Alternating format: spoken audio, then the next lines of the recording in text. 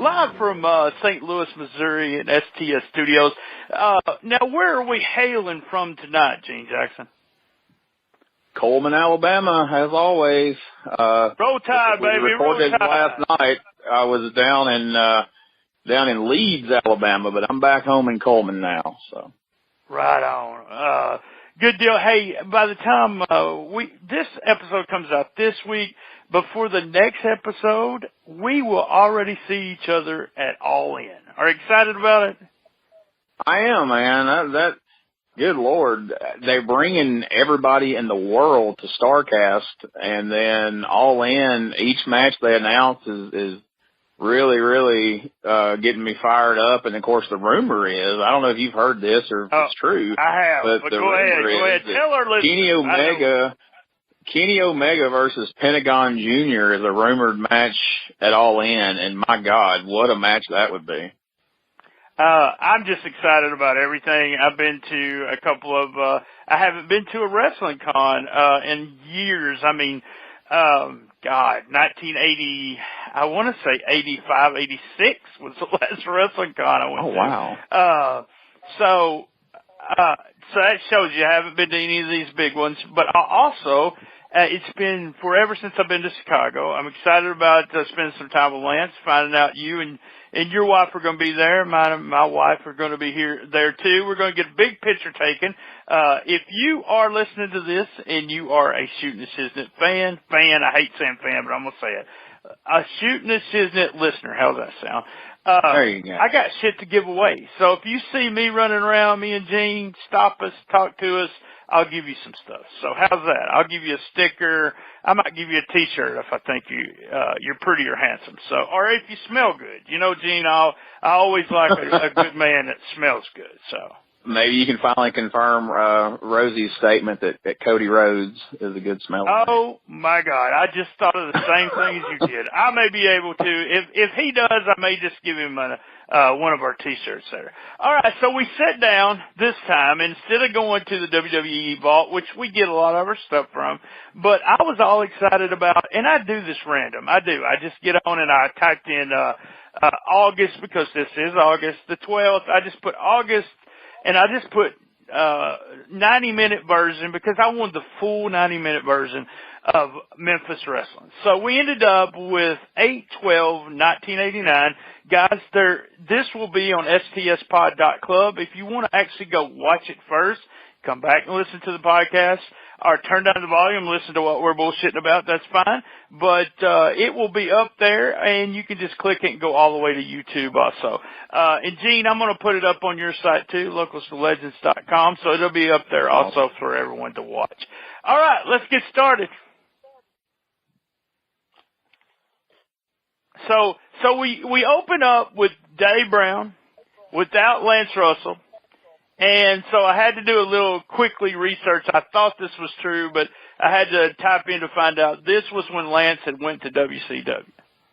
That's right. Lance was working in WCW, and how weird was it at the time back in '89 to turn on WCW and there's Lance Russell, and then to turn on Memphis and no Lance Russell. It was kind of sad, actually. It was during the CWA time when this was going on, and Dave was good, but you know what? Lance was missed. He really was. You could tell that he's the one that that did all the leading of the commentary, and Dave was always the second guy. But Dave wasn't bad. I mean, it wasn't horrible, but I did miss Lance.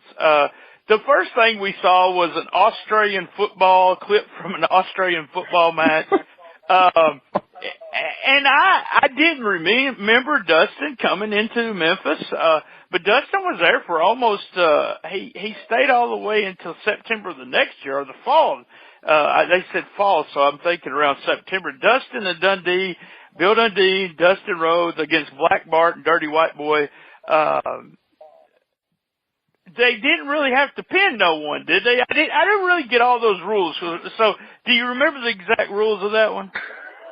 I don't remember exactly, but there was a key taped to the football, and then you could let somebody out of handcuffs or something. every time I think that people are too harsh about Memphis and say it's too gimmicky and they did too much silly shit, I watch one of these old CWA shows and I'm like, Australian football tag match.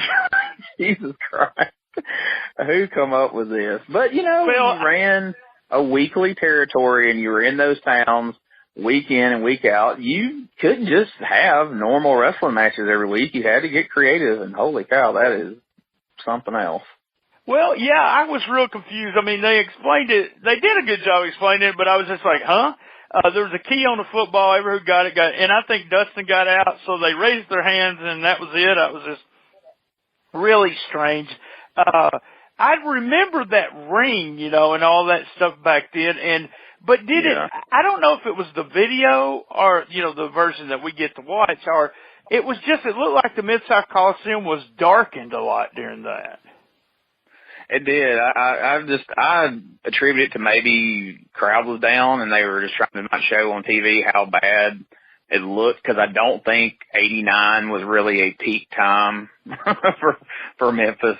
And so that's the only thing I could attribute to, is maybe they just dimmed the lights over the crowd to not really put a lot of focus on that. That's the only thing. Well, I tried to look up the attendance, okay? So they give you really good version of the attendance on Pro Wrestling History on Memphis, but they did not have the attendance for these shows, which doesn't surprise me. But I guess that, and here's the weird thing, I'll talk about this as we go, but during this time, I actually made connections with, I met Dutch Mantell for the first time, right before all of this, and also was, I mean, I always say I broke bread with The Undertaker, which is just me being stupid, or being silly. He actually was at my apartment. We sat down and ate pizza. Here's a guy who we'll talk about here in just a couple.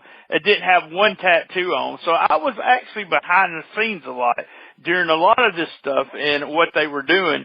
But the thing about it is it's funny because it was during this time, I don't even remember Dustin being part of it. I never met Dustin and I don't remember him being part of it. But, Dustin came from all Japan to work Memphis. So I really don't know what that was going on. Bart and Dirty White Boy did an interview next. I don't know about you, but I've always been a Dirty White Boy fan. I absolutely love the interview. Oh, yeah. I was a huge Continental fan, loved his angle with, you know, both Dr. Tom Pritchard and then, you know, his tag team with Jerry Stubbs and his eventual angle against Mr. Olympia. And I loved Black Bart's interviews. He played that so well. God, he's a guy that I feel like really doesn't get enough credit for how entertaining he was throughout his run, whether he was in Memphis or out in World Class or Mid-South, anywhere. He was always entertaining to watch and definitely to listen to. On the flip side of that, hell of a worker, man. He was oh, yeah. Most definitely. Dustin at this time seemed like somebody doing the most god-awful, horrible Dusty impression you've ever heard. If you imagine the most cornball, terrible Dusty impression you've ever heard anyone do, be it a fan or a wrestler, I promise you it's better than Dustin here trying to talk like Dusty in 1989. Oh, it was so bad. And then, you know, Dundee did the whole same interview. It was like, and it was just bad. I mean, the deal is, you know, everyone knew Dusty. Dundee knew Dusty well, and it was probably not a big deal having his son come down and work, you know, but it just didn't come off that well on that interview. And he was just doing a Dusty imitation, like you said, a god-awful one. I thought it was funny, and they did, you know, they always did where the events were going to happen in the towns that they were going to happen. They were Forest City, Arkansas, Earl, Arkansas. August the 26th was in Jonesboro, and I want to tell you I was probably there. Trenton, Tennessee, I didn't know they ran, and Boonville, Mississippi. So they had done Boonville. Oh, yeah, bringing it to Boonville. And so Dustin and Bill Dundee defeated Rough and Ready. Oh, yeah. Classic Memphis job team. And if I can crowbar something in here real quick, because I don't know when I'll get a chance to pat myself on the back for this one again. So I'm going to put it in here because I think you'll appreciate it. All right. So, all right, Rough and Ready, classic job team from Memphis. So, I did a whole episode, or at least a portion of an episode with you one time, where we talked about, or maybe we didn't talk about this one, but anyway, me and Neil Taylor wrestled Jerry Lawler and Derek King on an OWO show in Amory, Mississippi. Oh, yeah, we talked about that. Yeah. Okay, I thought we did. And I may have even mentioned this, but I don't think I did because it didn't actually happen. But usually most of my promos and things I say are off the cuff. But as I was driving over to Amory that night, I thought of a line that I thought was amusing, and I knew Derek would think it was amusing, and probably even Lawler would think it was amusing. Now, I didn't get to say this line because we had Jimmy Blaylock in our corner. We had Scott Schwartz was in Lawler's corner, and they did a bit before the match that went on longer than we had expected. But what I was going to say, I was going to get on the mic and go, wow, here we are, Neil Taylor, we are wrestling a couple of Memphis legends. I mean, look, Jerry the King Lawler, WWE Hall of Famer. I don't have to tell you everything Jerry Lawler's done in this business. Now, as for you, Derek, I can never remember. Was you rough or was you ready? I don't remember. I feel like Lawler and Derek both would have popped for that, but Blaylock didn't let me get it in. So Derek at least want to say it here on this podcast. Yeah, well, Hollywood's not going to let it. Hollywood talks enough. So,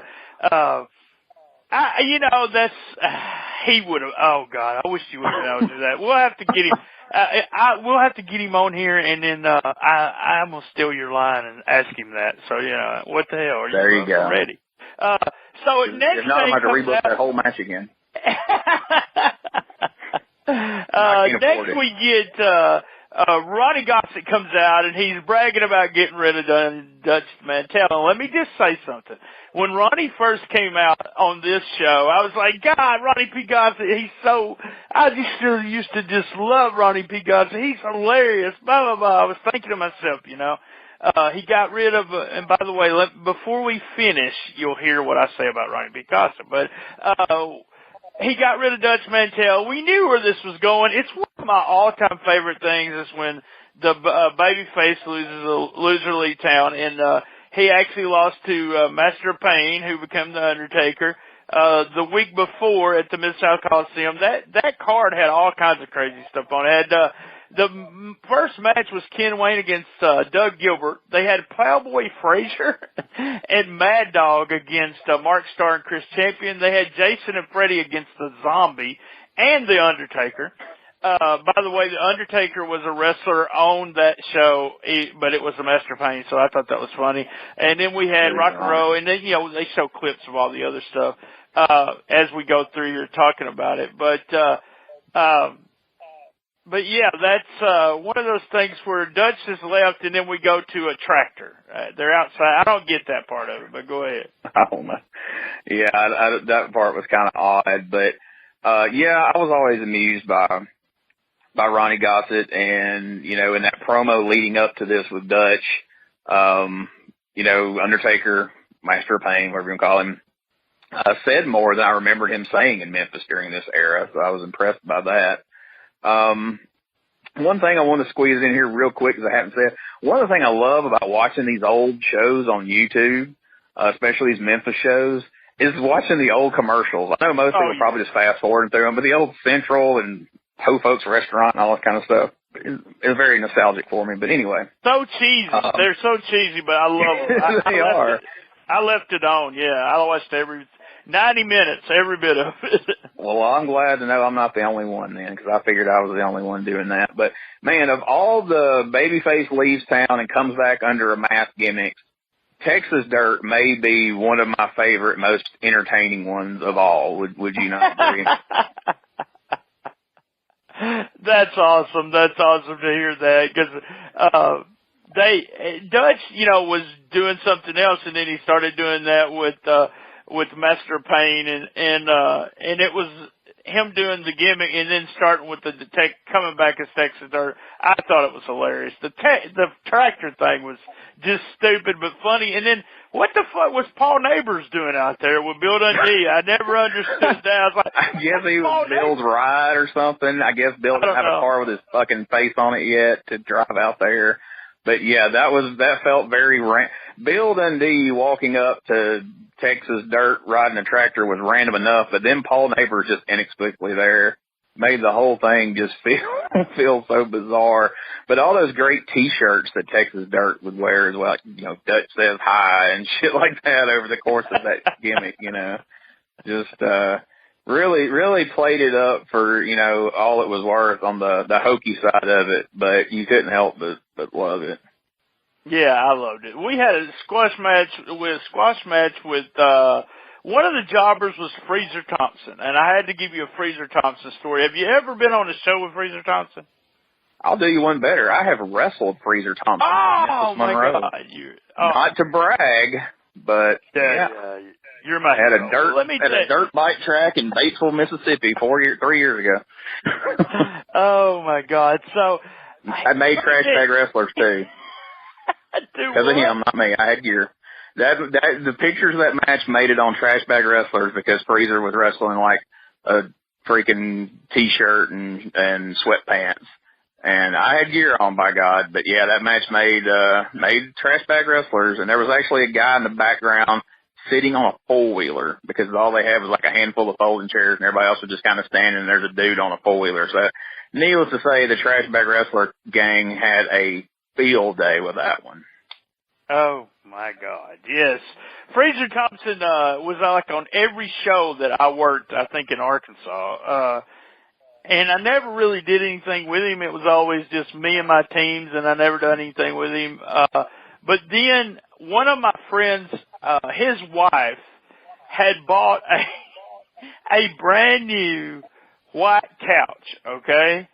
And then my friend's wife, they asked Freezer to come over after the matches or something so that they could have this big, huge barbecue. And I know you know where this is going.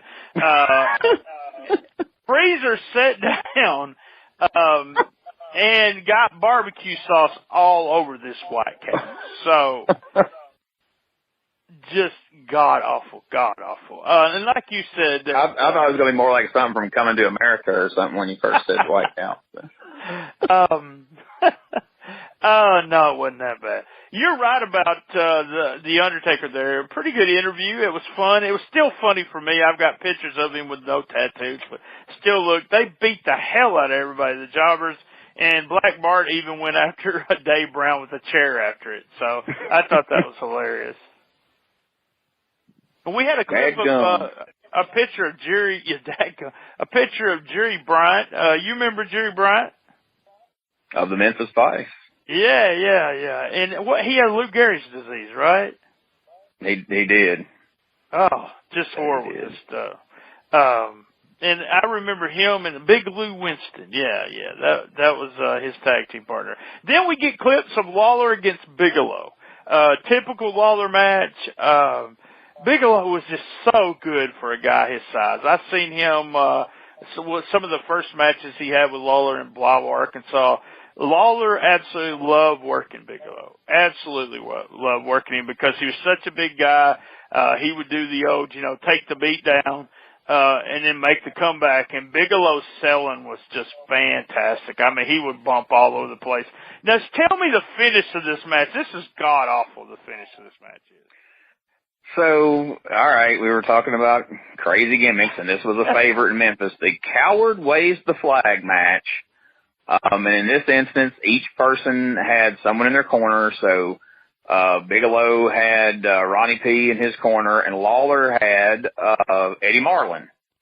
And so at one point in the match, Eddie Marlin crawls on his hands and knees around the ring over to where Gossett is, snatches his flag, and waves it. The referee looks over, sees the flag waving, and calls for the finish, which should be a heel finish anywhere else but in Memphis. And, of course, it went on from there and, of course, led to Bigelow being suspended or some such because he attacked the referee, but, you know, you kind of understood it based on what took place. But, yeah, it was very, very a screwy finish, and this coward waves the flag, just a screwy match to start with. But, again, it's Memphis. Lawler and Bigelow had wrestled 7,000 times, you know, before, so you had to put a twist on it. But yeah, I was just like real confused. I was like, now that was what a heel should do. So then Marlon comes out, and him and Gossett get into it. Marlon he calls him Big Boy, which I cracked up when he called him a Big Boy. And then the gimmick that they had coming up was that if Gossett lost, then I never got this. I understand things like this, but Eddie Marlin got to put powder on his butt in a diaper. What the fuck was that about? Yeah. Especially the way it was presented here. Like, you know, Razor Ramon and 1-2-3 Kid did it a few years later. He was 1-2-3 Kid. It kind of made sense from a humiliation standpoint. But, like, the way Marlon described it, like, it didn't even come off like a humiliation. It just come off like something he was going to be into. after almost as if he was describing something that was going to happen in the back after everybody left the building or something. It did not land with me at all. I was just like, what in the, oh my God, thank God he didn't tell us to watch the show that recaps that. Right. Well, what happens is Gossett's supposed to be, if he wins, he's promoter for the week, and spoiler alert, Gossett won, so we didn't get to see him get a powder. So, all right, let's stop right there and go to a quick commercial. We'll be right back. Then we got clips from Rock and Roll against the Blackbirds. I absolutely love the Blackbirds team. All Parsons and Brickhouse Brown. We got some clips of that. Apparently, Rock and Roll were supposed to win some amount of money, but Parsons and Brown actually shortened them in their envelope there. They only got $200-something. So I thought that was hilarious. And then, you know, we got the typical Rock and Roll interview and all that. But I really did. I loved that. I loved that they shortened them the money. And the way they described it afterwards, you know, they were so just matter of fact about it. Yeah, we shorted your money. Yeah, we're gonna play that clip. Yeah. Let's do that. This was hilarious. This was later on in the show, but since we're talking about it right now, I'm gonna go ahead and play the clip right now. Listen to what Brickhouse says that Rock and Roll done with the money.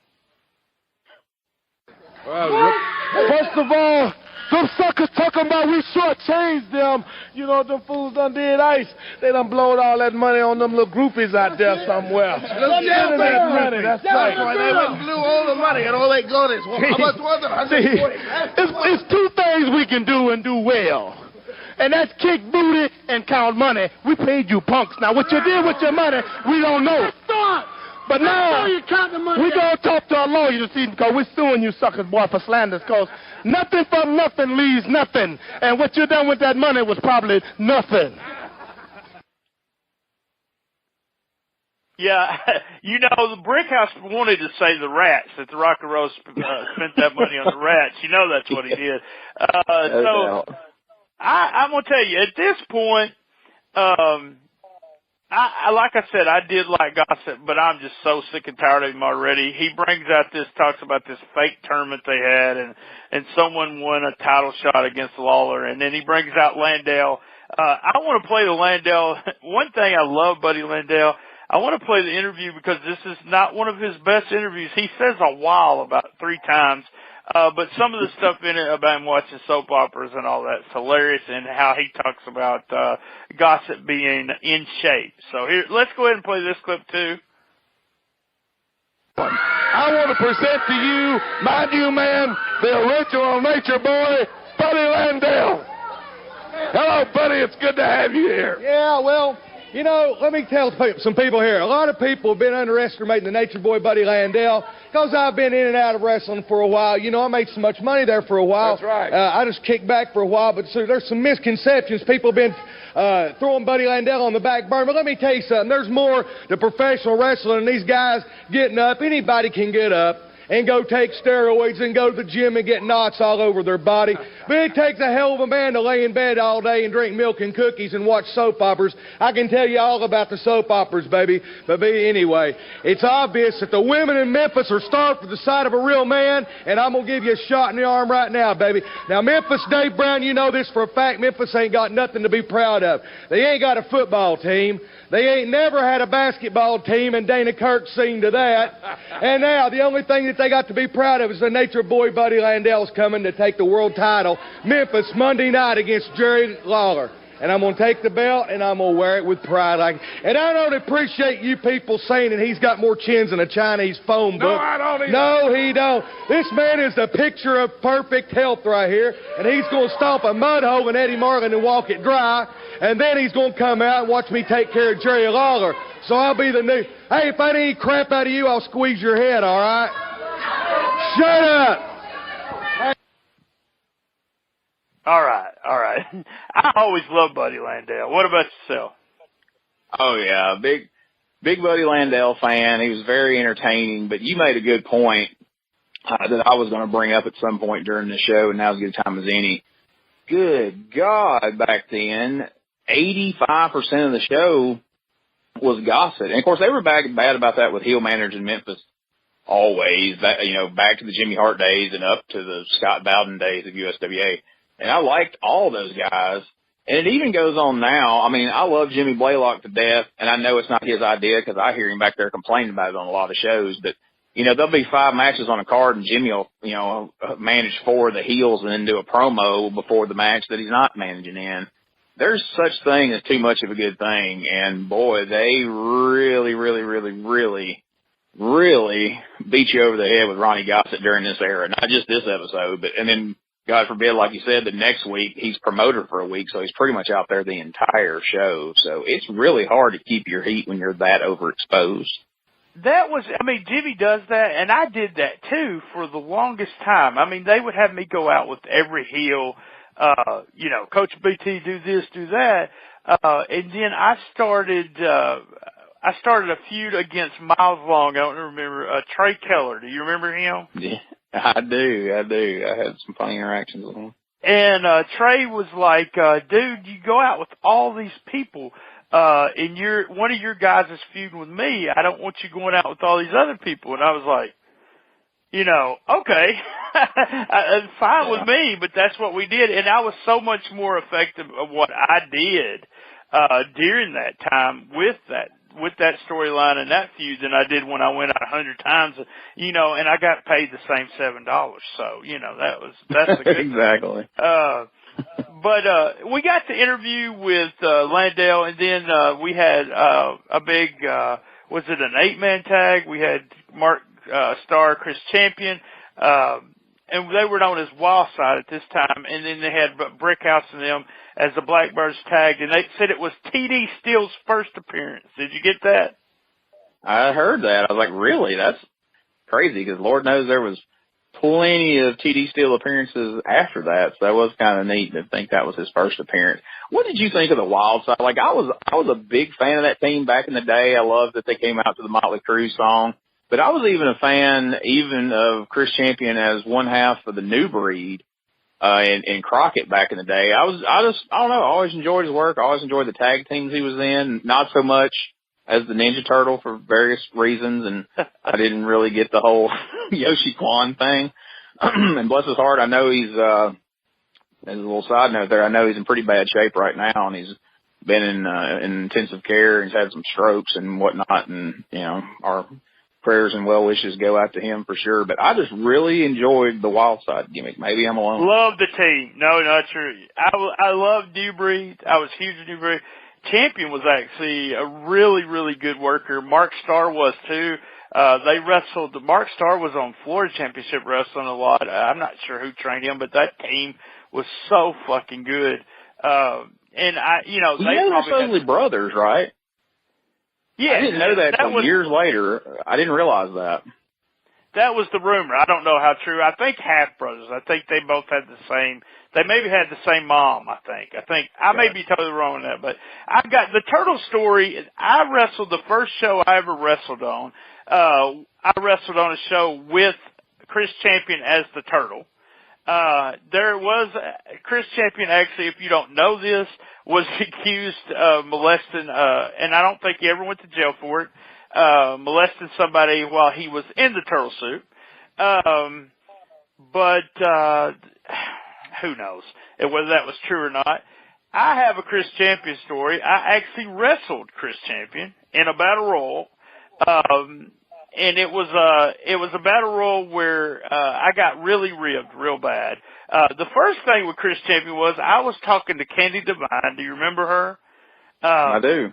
And I was actually doing here's what I was doing. I was actually wrestling and doing a magazine article, and taking pictures all in one show. I mean, I was taking the pictures, I was doing the magazine article about Candy Divine, and then I was doing one about all the wrestlers that were in that, on that show.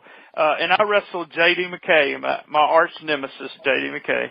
I was talking to Candy Divine, and she was sitting right next to me with her hand on my knee, and I was thinking to myself, I'm going to get lucky with Candy Divine? What the fuck here? Chris Champion walks into the dressing room buck naked. Okay. And Chris always carried a snake. He had this snake that he was carrying around. And let me just say, that's not the only snake he had. All right. So it went about down to his fucking knee. And so after Candy seen that, she started talking to Chris Champion. And didn't say another word to me. So, and I couldn't compete with the motherfucker anyway. So, long story short, what was going on, was that, we had this battle royal, and they were all talking about Chris Champion was stiff with his super kick, you know? And so, they were giving me hell, and then Chris comes up to me and he says, "Can you take a super kick?" Well, I wasn't gonna be a puss, you know? So it was over the top battle royal. I was next to last in the ring. I was, you know, like there was 12 of us, and it was me and Chris Champion. And Champion super kicks me, and dude, it was like a feather. I mean, it was beautiful. They were just ribbing me about how stiff it was going to be. And he just, I mean, and instead of bumping over the top rope, I went head first between the top rope and the second rope. Oh, God. Landed on my head, and where I landed, it was on my eyebrow. I ended up with the prettiest black eye you've ever seen. And it started getting black, and I just went along with it backstage. Man, he kicked me right in the face.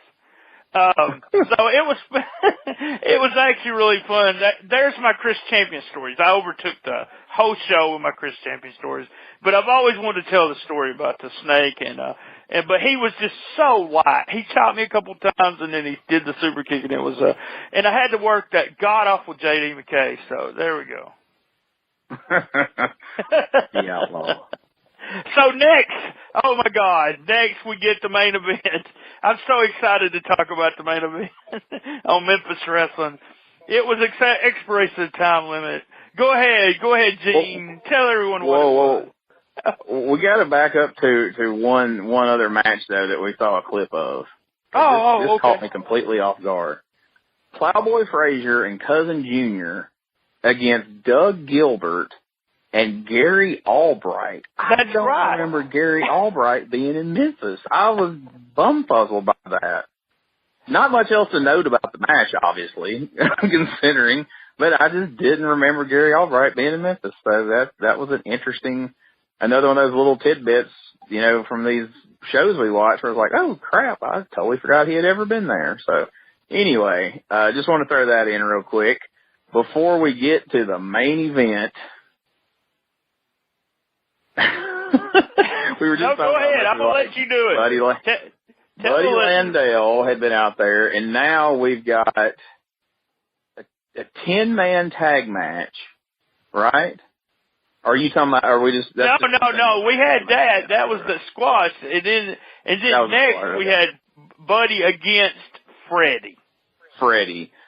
Freddie Krueger against Buddy Landale is your main event of the day on Memphis Wrestling. And not only did we see, it is, It is funny the way Buddy's working him, you know. I mean, it's supposed to be. I never understood these gimmicks. I really didn't, you know. But Buddy Landell working just typical spots with, you know, Freddie. And then you end up seeing Jason come out for the save later.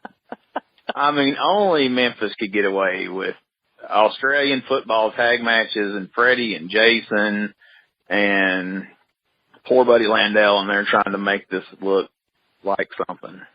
Well, Buddy was doing the old fake foreign object thing where he would put it in his pants, and he was like trying to work a match. Freddie was Tommy Gilbert, right? Yeah, in most cases.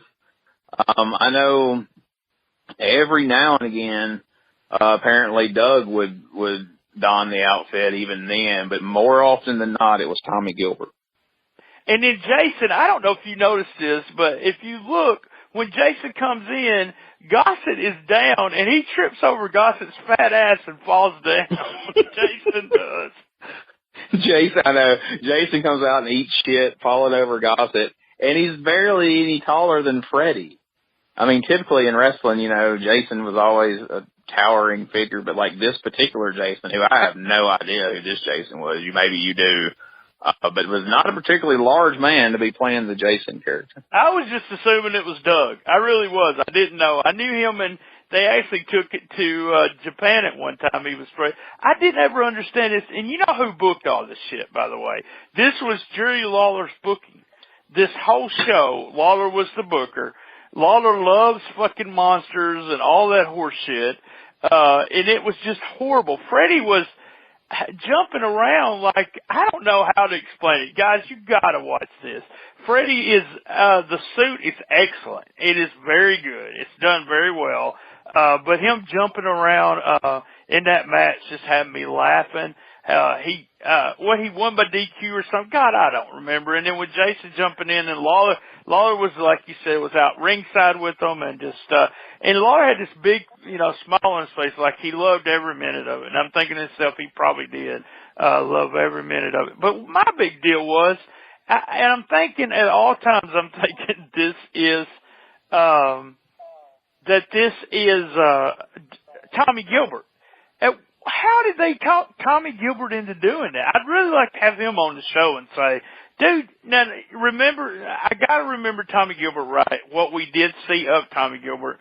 He was like a damn good, like, you know, worker, right? I mean, what I remember. Oh, yeah. A wrestler. He was a wrestler. He wasn't no gimmick to him, but, he was ace of something at one time, and did a mask, and he was just so damn good. And then he did just this gimmick. So I don't know if it was because of the age or something, but he really, I don't know how they actually talked him into doing it. A fun Freddie story, and it's not about Tommy Gilbert, but okay. Years later, when I first started wrestling, I had been wrestling maybe 2 or 3 months, doing shows for Sammy Hall. And so he liked that I could talk, so he would send me out and have me manage a couple of people, and then later I'd come out and wrestle. So, the one night he had Tony Dabbs doing, Freddie. He had the whole Freddie outfit. It was pretty good. Oh, God. So Tony puts the Freddie outfit on, and in front of everybody, I asked Sammy, I said, hey, can I manage Freddie? And again, I've only been around a couple of months. Sammy looks at me just incredulously and goes, why in the fuck would Freddy Krueger need a manager? And without missing a beat, I go, why in the fuck would Freddy Krueger be in a fucking wrestling match? And Sammy looked at me, and everybody in the dressing room started laughing. He goes, fuck it, go out there, I don't care. That is, I mean, why would he? You know, and how did they get away with the shit? I guess they were just totally under the radar and did not, no one knew about Freddie or Jason, or we had Spider-Man at one time and Captain America. I mean, it's fucking crazy. Hey, and before I ask you the question, I want to also tell you, we talked about those commercials. This is my last comment about this TV show, was those Squirt TV commercials for Squirt Soda. Those were fucking vulgar. I mean, here, almost every one of them, all I could think of was dude was, drinking, a big load of, whatever you get after using spunklube.com. I mean, but that's what it looked like. Big smile on their face, and I was like, man, am I the only one thinking this? Which I might be, but, guys, I swear to God, I can send you a picture of my paper here. The last 2 notes on this paper was, give your thirst a squirt, LOL. And then the next one was, holy shit, you could get a Big Mac for 59 cents and a Wendy's Biggie Meal for $2.97 in August of 1989. But yeah, I definitely made note of give your thirst a squirt. There you go. That was one of the most vulgar sodas you could ever drink. And that 59 cents for a Big Mac. Jesus Christ. All right, Dean, so we gotta answer the question. And one of the things that they said, we got one criticism, well, probably a bunch of criticism. One that actually that we actually kind of gave a thumbs in the middle on one of those shows last time. Now, this time, we got to do it, either good or bad, whatever. I ask you the question, was it really that good? This era, no. Amen. Having talked about everything we just talked about, the football match, the finish to the Coward Waves the Flag, Freddie, Jason, Flyboy Freddy, no, I can't defend it. I gotta tell you, I can't near and dear to my heart, but August of 1989, I can remember, like I said, I spent a lot of time listening to Dutch Mantel talk about wrestling and hanging around with Master of Pain at the time, but God, this was bad. The only highlight of the whole thing to me was Texas Dirt, and I love Texas Dirt like you did. I love the Rock and Roll Against the Blackbirds too. But this show, guys, if you sat through it and watched it, I'm sorry, but it might be just one of those things where y'all can have fun. But was it really that good? No. Memphis Wrestling was not that good during this time. Guys, I want to thank you for joining us. Same bat time, same bat channel on the best little wrestling podcast in the business. Be there and love my mama. Do you want me to go ahead and do the final one? Because you always say I sound like Corey Macklin. Big move! I'm not going to join. I'm not going to put that part of my catchphrase, but I